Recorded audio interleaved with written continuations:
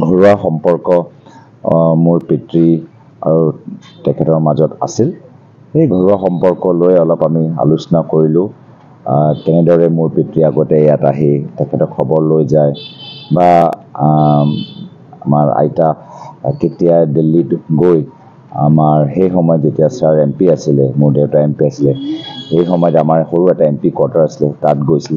তো কিছুমান পুৰণা কথাবোৰ আমি পাতিলোঁ। লগতে মই তেখেতৰ স্বাস্থ্যৰ বাবে সুধিলোঁ আৰু আশা কৰোঁ কি তেওঁ সুস্থ হৈ থাকক।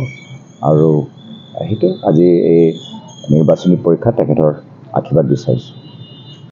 একো তেখেতে কোৱা নাই, কিন্তু মইহে কৈছোঁ যে আমাৰ ইয়াত ঘৰে ঘৰে ফুৰিব কোনো প্ৰয়োজন নাই। আমি আছোঁ,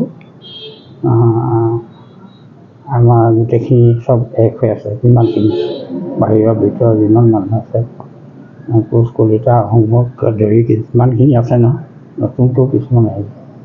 আমাৰ লাইনত আছে, গতিকে ঘৰে ঘৰে কাৰো আপুনি যাব নালাগে, মই সেইটো কথা কৈছিলোঁ।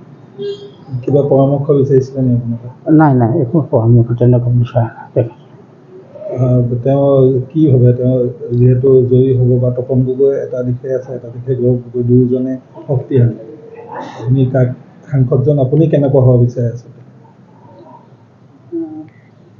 ৰাইজে যিজনক বিচাৰিব আমি ৰাইজৰ লগতে গুচি যাম, অকলে নাযাওঁ।